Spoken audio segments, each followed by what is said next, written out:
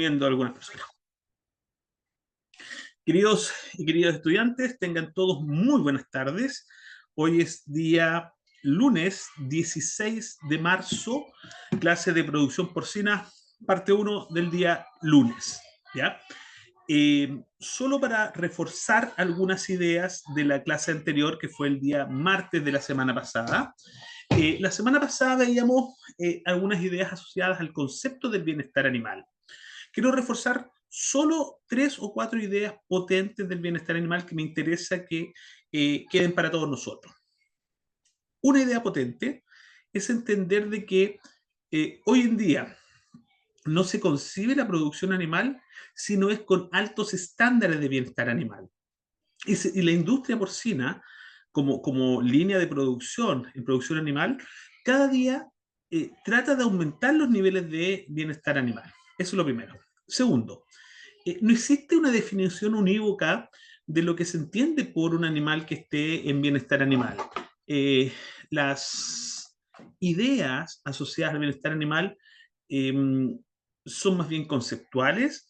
Hay que entender que de una u otra forma cada uno de nosotros tenemos un concepto implícito previo de lo que entenderemos como bienestar animal, pero lo que sí está claro, no se trata solo y solamente de que la expresión animalesca es sinónimo de bienestar animal. Y eso debemos tenerlo súper claro. Y con eso hablo de la tercera idea.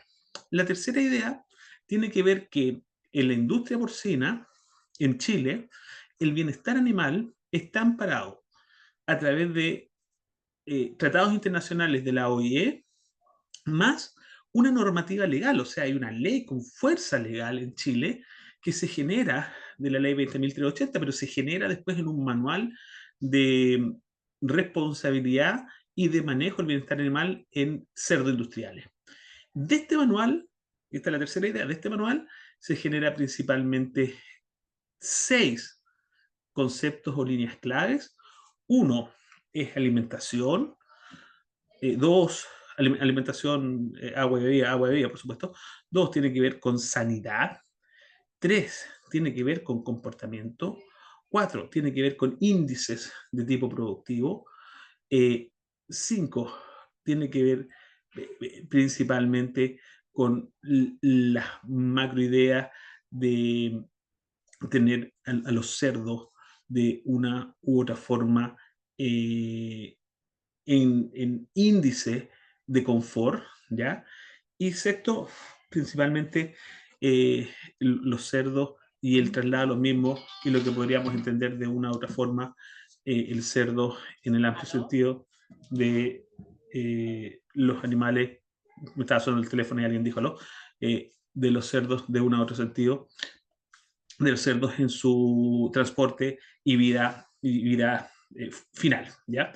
Bajo esa idea, debemos entender de que los cerdos en Chile no es una tarea final, sino es un trabajo trabajado. O sea, cuando digo trabajo trabajado, es un trabajo que se va construyendo día a día, que es mejorar los índices de bienestar animal, ¿ya? Dicho aquello, hoy empezamos a ver la clase que llamaremos la clase número 3. La clase número 3 vamos a reforzar algunas ideas. Recuerden, cuando nosotros decimos que reforzamos ideas es porque a mí me interesa que algunas ideas de una u otra forma queden eh, con mayor exposición. Y en esta mayor exposición tiene que ver muy particularmente con el concepto del cerdo industrial, ¿ya? El concepto del cerdo industrial. Fíjese que aquí dice producción porcina, el modelo de la producción industrial. Veamos qué queremos decir aquí con estas ideas. En esta clase, en esta sesión, que lo más seguro que nos tome hoy día y mañana, ¿ya? Vamos a ver factores de la producción porcina moderna. Hay que entender de que la producción animal, pero en particular la producción porcina, es un trabajo multifactorial. Entonces, cuando nosotros decimos factores, no se olvide que hay una S porque hace relación a que hay varios factores que van a determinar el éxito o potencial fracaso, o el cumplimiento de metas, o el no cumplimiento de metas, asociado principalmente con este modelo de producción. Vamos a volver a reforzar el modelo productivo en Chile. No olvidar que el modelo existente en Chile es el modelo intensivo confinado, que también lo podemos llamar el cerdo industrial. La tercera idea es determinar dónde están los cerdos, en qué zona de Chile están los cerdos. Los cerdos no tienen una distribución homogénea a lo largo de todo Chile, entendiendo que nuestro país tiene una tremenda heterogeneidad territorial, desde un extremo en el paralelo 17 hasta en el paralelo 45, más o menos es un tremendo, tremendo país. Todos sabemos las características georreferenciadas del territorio chileno. ¿Ya? Entonces, vamos a ver el dónde están y por qué están donde están, ¿ya? Eh, Número cuatro, las características de los modelos productivos, en particular el industrial, el cerdo industrial, y por supuesto, uno de los insumos básicos en la producción, la genética. Vamos a nombrar algunas ideas genéticas que no deben olvidarse y algunos conceptos de raza o algunas razas, ¿ya? Eso hasta donde, por supuesto, alcancemos hoy día. Recuerde que el tratamiento de la información la terminamos en la sesión de mañana.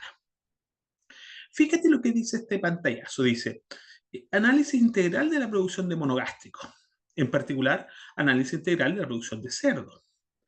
Fíjate que cuando nosotros vemos la diversidad de factores que van a determinar el éxito de rentabilidad numérica, de rentabilidad económica, o si usted quiere, de la rentabilidad productiva en una unidad industrial de cerdo, nosotros nos vamos a dar cuenta que hay varios subconjuntos de factores que podemos analizar cada uno por su separado e integrarlos al potencial de expresión máxima que puede tener un animal.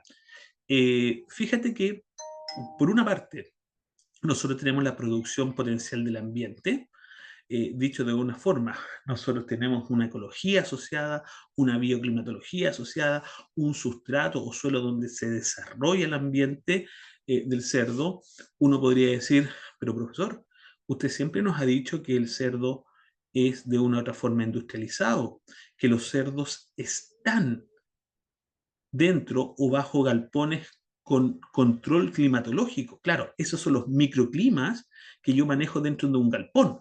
Pero no te olvides que los sustratos o los insumos que yo requiero para la producción de cerdo, que son principalmente de origen vegetal, tales como el maíz, la soya, o de origen animal, como son los concentrados o las harinas de origen animal, por ejemplo, las harinas de pescado o harinas similares que aportan altos índices proteicos, van a depender de potencialidades de tipo ambientales.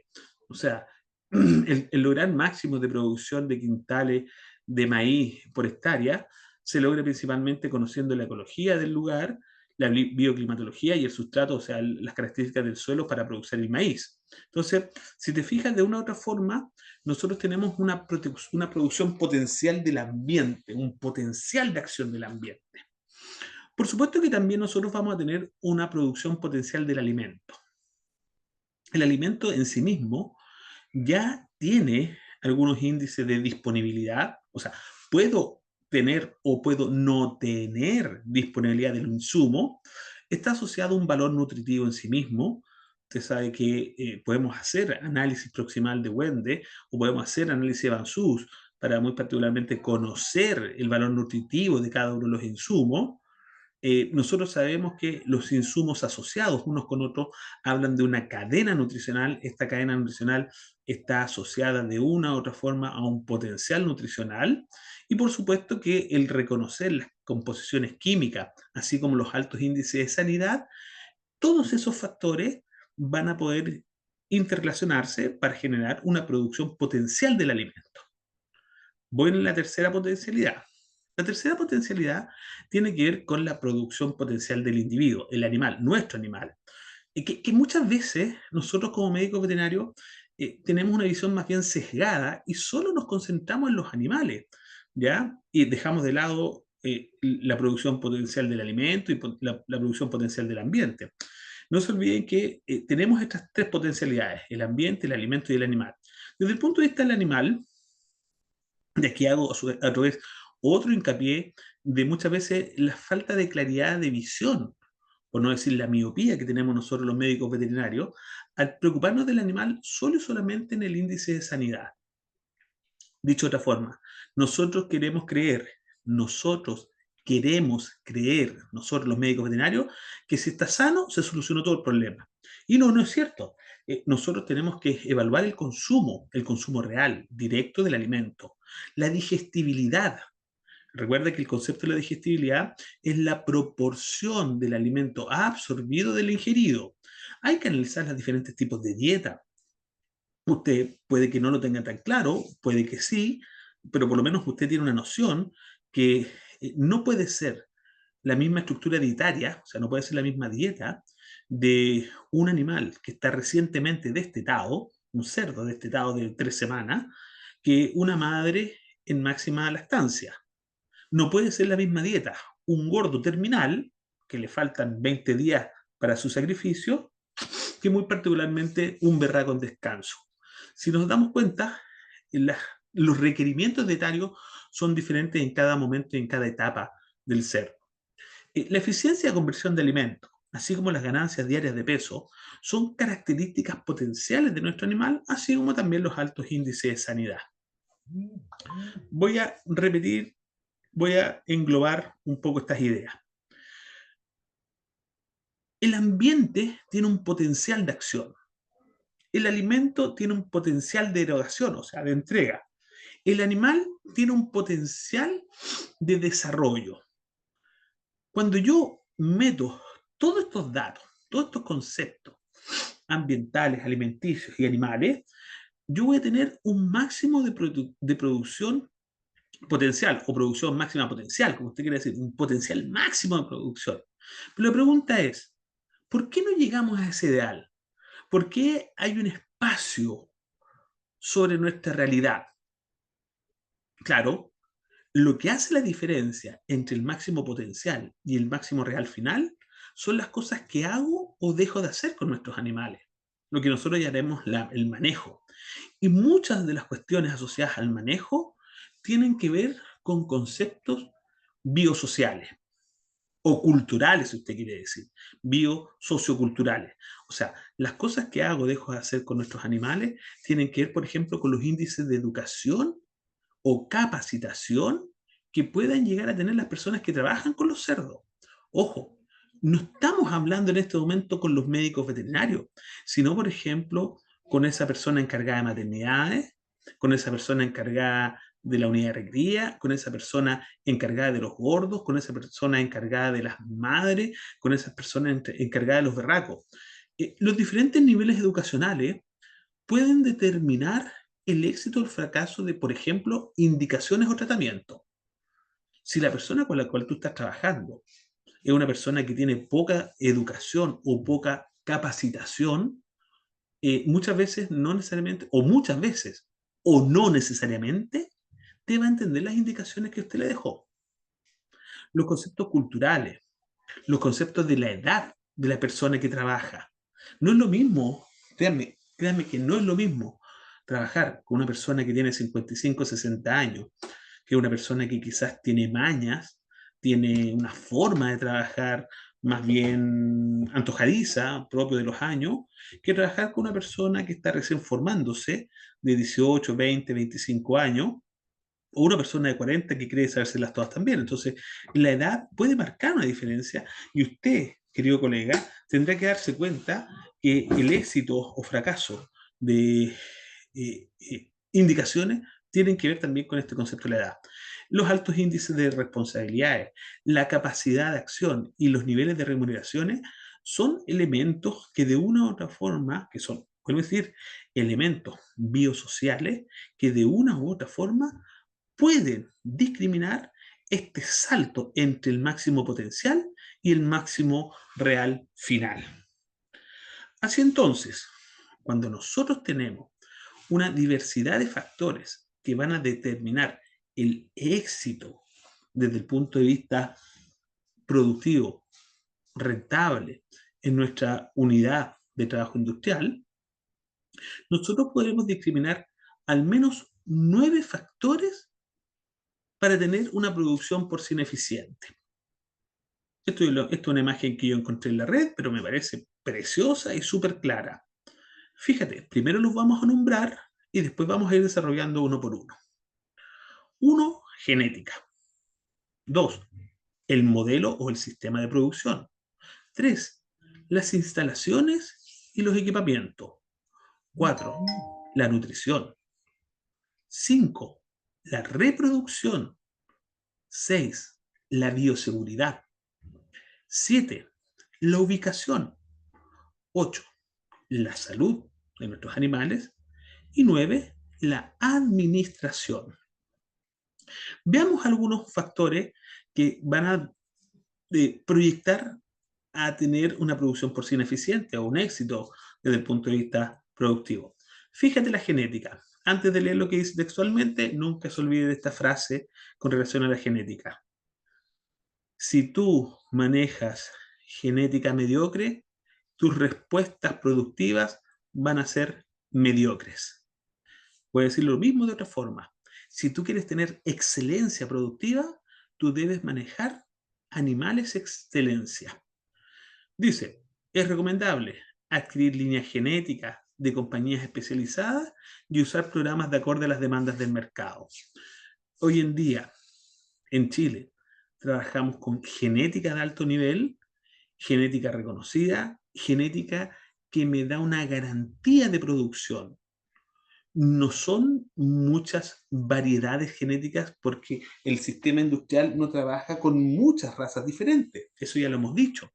Vamos a nombrarlas nuevamente. Desde las líneas maternales, nosotros trabajamos principalmente con la línea Landras como raza y la línea Large White. ¿Ya? Esas son las dos razas principales que me generan una madre. Las madres principalmente son 50% Landras y 50% Large White. Desde el punto de vista paternal, las líneas paternales principalmente son Duro, Pitrain, belgas blanco, belgas rojo, a veces Hampshire. Si se fijan, pueden haber un poco más de diversidad, pero tampoco es un infinito de razas. La mezcla, en este caso, la cruza entre una madre, 50 Landras, 50 Large White, con un padre que puede ser, a su vez ser multirracial, se obtiene un híbrido sintético terminal, el famoso HST, el híbrido de síntesis terminal. ¿Por qué se llama híbrido? Porque está comprometido al menos 4, 6 o 7 razas diferentes. Es de síntesis, por eso se llama sintético, es de síntesis, entendiendo que síntesis en este concepto genético significa que concentra los mejores atributos de cada una de las razas que conforman su pool genético y es terminal porque su única función es transformarse en un animal gordo para el beneficio. Usted entenderá ahora que lo que consumimos son machos o hembras. Nosotros consumimos machos. Cuando usted, por ejemplo, comercializa un costillar, comercializa una pulpa de cerdo, una chuleta, entendiendo que esos son los tres cortes más utilizados, da lo mismo si es un macho o una hembra, porque da exactamente lo mismo. Pero lo que sí tenemos, de una u otra forma, ¿sí? Un híbrido sintético terminal. Fíjate.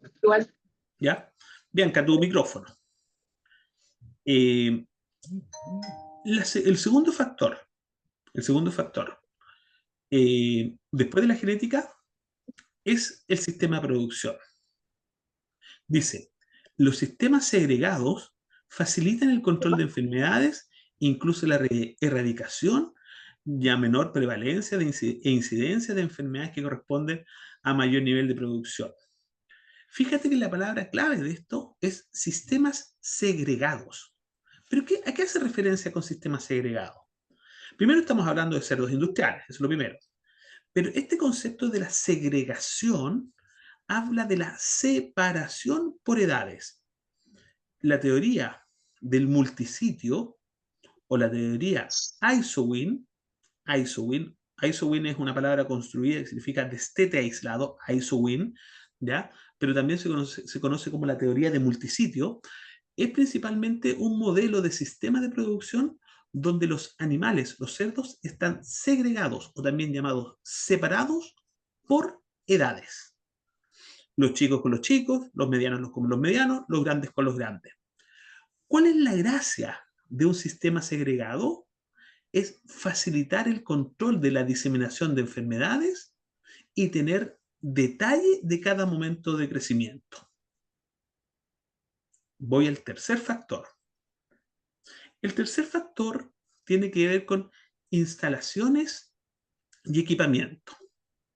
Dice, un buen diseño de casetas y salas para los cerdos, así como también, así como el uso de equipos con alto desarrollo tecnológico, que además proporcionan bienestar a nuestros cerdos, garantiza la producción siempre y cuando se operen correctamente.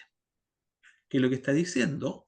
Dice, galpones, maternidades, lugares donde yo tengo nuestros animales, así como los equipos asociados, lo que van a garantizar es una producción de alto nivel y van a garantizar altos índices de bienestar animal. Entonces, las instalaciones y los equipamientos me permiten proyectar producciones de alto nivel. Cuarto factor de una producción porcina eficiente, la nutrición. Actualmente hay buenísimos nutriólogos y o hay buenísima información que determina las necesidades nutricionales en cada momento. Pero al mismo tiempo se utilizan software extremadamente eficientes para llegar al balance de las dietas. También la industria de los alimentos brinda asesoría sobre las nutriciones y alimentación. Bueno, bien también. Bianca Úbeda, tienes que mutear tu teléfono, tu micrófono, por favor. Gratis. Ya, no sé si te interesa más un plan anual. Bianca. No. Mira, la Sí, no sabía yo cómo cada año nos está quedando los en micrófonos. 48 hasta 12 cuotas sin interés de 20.700. Bianca. Profe, igual usted tiene una opción que dice silenciar a todos. Sí, es que eso no sabría cómo hacerlo, si eso es lo que acabo de decir. No sé cómo es esa opción, veamos si puedo mutear a todos. O selecciona donde está Bianca y le aparecen 3 puntitos y ahí creo que aparece la opción de silenciar a participantes. Después te va a elegir al gimnasio. Ahí está, buenísima. Ya, díganle después que yo muteé a la Bianca. Ya. Gracias, te pasaste. La nutrición, chiquillo, principalmente se basa en lograr en dietas de mínimo costo. Dietas equilibradas de mínimo costo, a razón de que de una u otra forma, nosotros logremos las metas buscadas cumpliendo los requerimientos nutricionales, ¿sí? Pero al menor costo posible. Quinta característica, la reproducción. En la reproducción tenemos varias clases de reproducción, así que por ahora, y vamos a ir, cada una de estas cosas las vamos a ir desarrollando, ¿ya? Pero reproducción dice, garantizar la calidad del semen, la concentración de espermatozoides, la genética mejorada y también el semen libre de enfermedades. Pero no olvidarse que no solamente son las características del macho, sino también las características de la hembra. El reconocer el momento óptimo de inseminación artificial, así como un correcto manejo de semen, es lo que nos va a determinar y proyectar de una u otra forma, nos va a proyectar el tener altos índices numéricos productivos. Recuerda que los índices numéricos productivos se logran desde el momento del parto. O sea, dicho de otra forma, cuántos lechones nacidos en promedio tengo en el parto. ¿De cuántos lechones estaríamos hablando en un parto para que sea un negocio rentable a nivel industrial? ¿Cuántos lechones creen ustedes que deberían estar naciendo? ¿Más de 6? Más de 10, diría yo. ¿Ya? ¿Alguien dijo más de 6, más de 10? ¿Ya?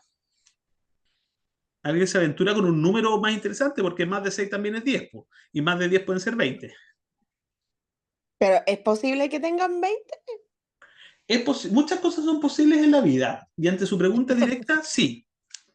Pueden tener más de 20. Pero Por es que parto. eso también va a depender de la edad de la cerda y si es primer parto o si es multípara y la alimentación, va a depender de muchas cosas. Pero Ya, pero Flavia, yo sé que pueden depender de muchas cosas, pero hay un factor determinante hay dos factores que determinan el número de lechones nacidos al parto, que no son tantas cosas.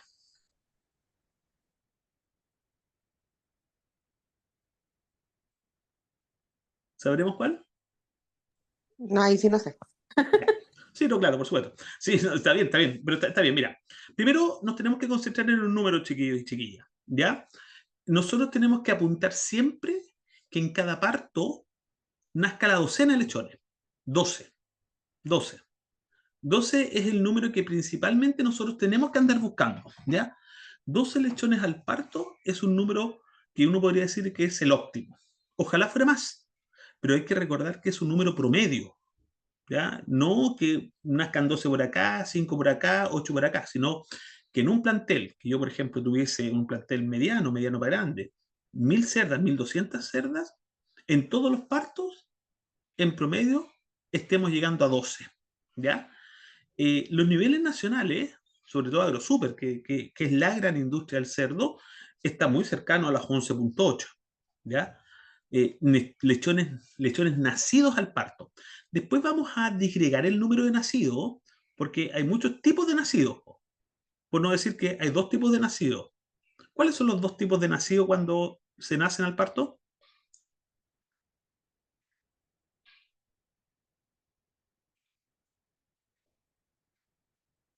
Vivo y muerto. Muy bien, sí, así es, puede ser de Rosa. Un nacido puede ser un nacido vivo o también puede ser un nacido muerto.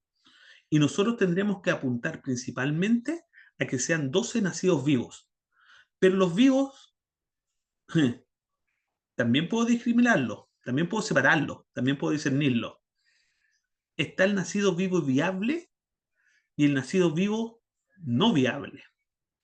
Recordar, por favor, que esto es producción industrial de cerdo, ¿ya? ¿Sí? Yo sé que cuesta un poco, pero tendremos que desarraigarnos un poquito de las emocionalidades, porque si no, nos vamos a poner súper bloqueados con la información, ¿ya? Está el cerdo nacido vivo viable y el cerdo nacido vivo no viable. ¿Dónde creen ustedes cuál es la característica que hace esa discriminación? ¿O cuál es la discriminación? ¿Cuál es el punto de quiebre que discrimina mayormente el viable del no viable?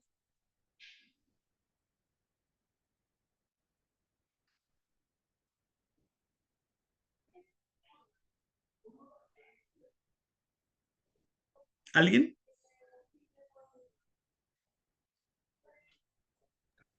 ¿El estado de salud en el que nace? No, porque pueden estar los dos sanitos. ¿El tamaño, profe? ¿Cómo medimos el tamaño, Pauli? En la cantidad de kilos, o sea, no sé, Entonces, los gramos el del peso. lechón. El peso del nacimiento.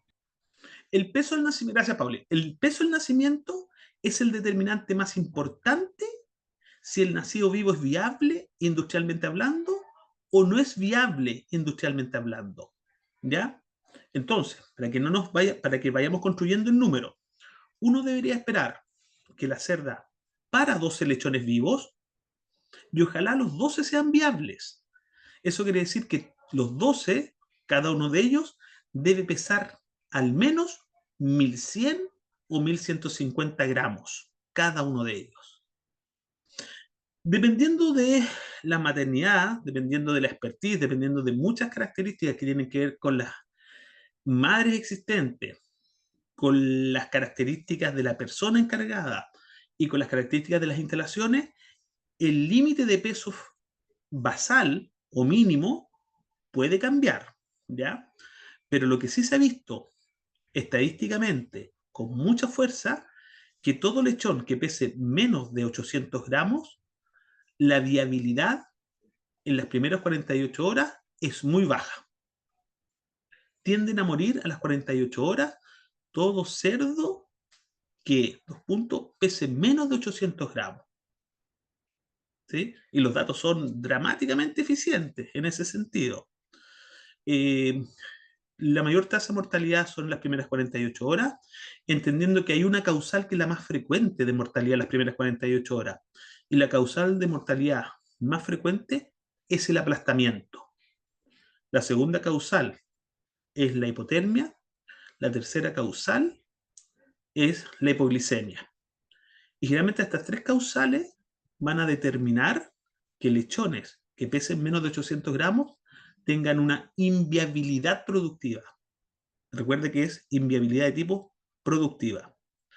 No olvidar que el lechón debería estar naciendo con 1100, 1150 gramos y esa madre pesa entre 120 a 150 o hasta 200 kilos. Fíjate la diferencia de masas que yo tengo entre un lechón recién nacido y esta madre. Vamos a ver esas ideas en maternidades, pero ya para que vayamos teniendo algunas nociones conceptuales. Tercera idea, la idea de la bioseguridad. La bioseguridad es un programa activo que controla las entradas y salidas de todo dentro de un criadero. Leo textual. Verificar el acceso de granjas, usar ropa adecuada de trabajo, definir claramente las zonas limpias de las sucias y respetar cada área, ya sean en dosificaciones apropiadas de desinfectante, así como de las específicas para hacer necropsia, son todos elementos asociados a la bioseguridad. Quizá lo que más ha trabajado en los últimos años son los altos índices de bioseguridad que debe tener un plantel de cerdo. Se ha visto que teniendo altos índices de bioseguridad, lo que mejor tengo son altos índices de control de enfermedades y diseminación de enfermedades entre planteles diferentes. Séptimo factor, la ubicación. Hay que tomar en cuenta la ubicación de la granja para lograr el óptimo nivel de producción y estar súper atento con la circulación de los agentes patógenos y con la circulación de otros elementos nocivos dentro de un plantel. Vamos a ver en Chile dónde están y por qué están los planteles. Octavo factor, que muchas veces nosotros los médicos veterinarios ponemos en primer lugar, pero no es el primer lugar. De hecho, aquí no hay un orden, aquí los 9 son los 9 tan nombrados azarosamente, pero nosotros los médicos veterinarios siempre ponemos en primer lugar, la salud. Hay que tener un buen diagnóstico de enfermedades y hay que contar periódicamente con procedimientos de prevención, tratamiento y control de enfermedades. En Chile tenemos buenísimos índices de control de enfermedades, instituciones universitarias, pero sobre todo el Servicio Agrícola y Ganadero hace control permanente de enfermedades de denuncia obligatoria y de sospecha de enfermedades de denuncia obligatoria en los niveles de cerdo. A su vez también nosotros tenemos en Chile control por erradicación de varias enfermedades que de una u otra forma en otros lugares del mundo están siempre presentes. Entre ellas, nunca olvidarse de peste porcina clásica y por supuesto nunca olvidarse de PIRS. Noveno factor a tener en cuenta en la producción porcina eficiente son los altos niveles de administración. Aplicar un proceso administrativo, la planificación, organización, integración, dirección y control siempre resultará en un beneficio productivo. El proceso no está establecido claramente y automatizado en la mayoría de las granjas, ¿ya? Quizás por falta de conocimiento y se manejan en el ámbito familiar o el ámbito de la amistad. Dicho de otra forma, nosotros debemos fundamentar un modelo de producción eficiente en base a los principios administrativos de la planificación, la organización, la integración, la dirección y el control permanente de cada una de las acciones que debo incorporar en el modelo de producción eficiente y moderna. Repitiendo los factores de producción porcina eficiente, tenemos la genética, el sistema de producción segregado por edades, instalaciones y equipamientos modernos, dietas que sean fiel reflejo de procesos nutricionales de alta calidad, manejo reproductivo, tanto en madres como en padres. Protocolos de bioseguridad. La ubicación, el establecimiento y la ubicación del plantel en sí mismo, los estándares de salud con programas de diagnóstico, así como también prevención, tratamiento y control de enfermedades, y los índices de administración que nos van a permitir de una u otra forma proyectar en el tiempo una excelencia desde el punto de vista productiva.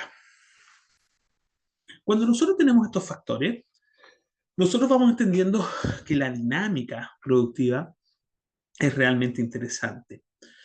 La pregunta es, ¿la dinámica productiva es similar en todos los países latinoamericanos? No. Aquí tenemos más o menos los valores 2019. El 2019 la industria del cerdo creció en un 4.6% en Latinoamérica. Chile tiene aproximadamente 185.000, dijimos 220.000 madres, estamos muy cercanos a 200.000 madres. ¿Cuántas hay en Perú? Solo 70.000. ¿Cuántas hay en Colombia? 200.000. Nosotros tenemos una industria porcina muy similar a la industria colombiana. Los argentinos tienen el doble de cerda, pero con una industria que todavía le queda mucho, mucho espacio por crecer, y los grandes productores de cerdo, en este caso hispanohablante o iberoamericano, ¿ya?